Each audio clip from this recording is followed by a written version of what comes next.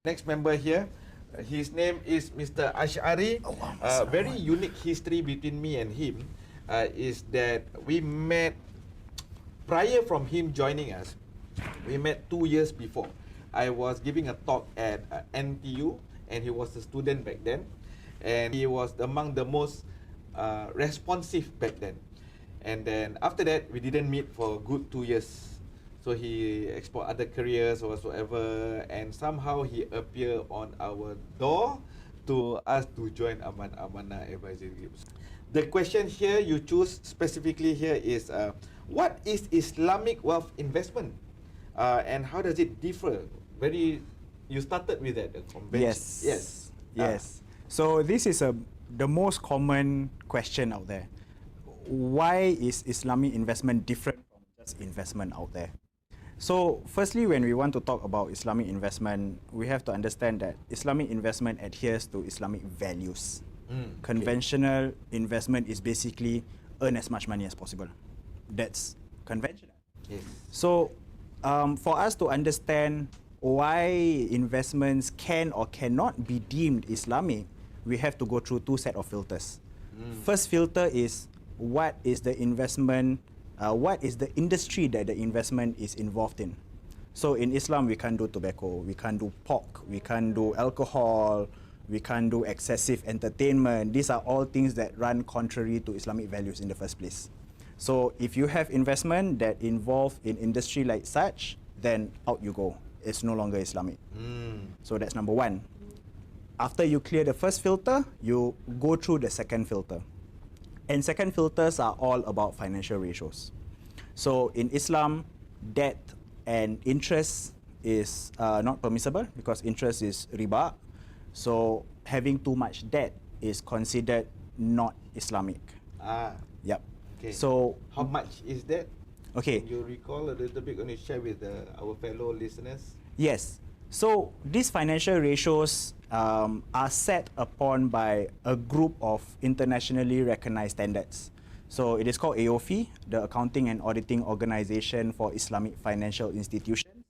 So this particular group collectively with like multiple Islamic scholars on it, which sits in the director board, is one of our Sharia advisor, Dr. Akram Ladin. Exactly. So one of our external Sharia advisor, Dr. Akram, sits on the board that decide the international standard of Islamic investments.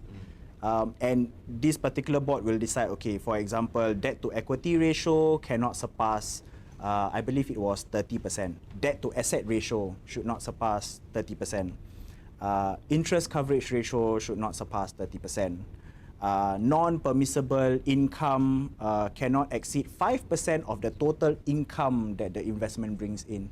So these are very strict set of rules that have to be imposed on investments to ensure that they remain Sharia compliant.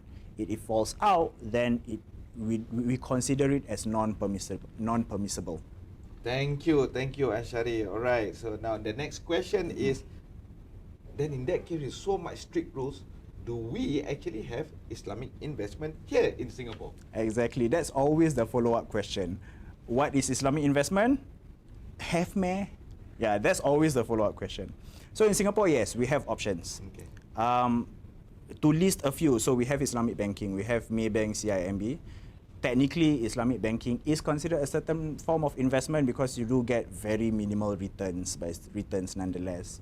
We have Islamic fixed deposits, Maybank and CIMB. We have sukuks, we have unit trusts, we have Shariah-compliant shares and stocks. But what I want to share most importantly is we have options, but sometimes people out there misrepresent options as being an Islamic alternative for the Muslims. So there's a lot of misrepresentation and misinformation out there. The first phrase that comes to mind is Muslim friendly. So we use Sharia compliant. Okay. So that's very clear cut. It's Sharia compliant means it's according to Islamic values. But what's Muslim friendly? You know? So we don't particularly know whether this is okay for Muslims to consume.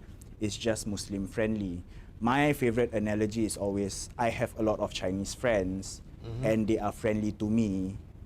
They are Muslim friendly, but they're not Muslims. So that's how I, like, a lot of people out there, they do misrepresent, and my advice is, do your own due diligence. Do your own research, contact us. We'll be more than happy to help.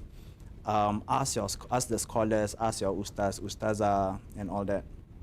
Do your own research, because at the end of the day, we are all Muslims and we want to do it the right way. Or contact what 8482, that's right, people. 84829563.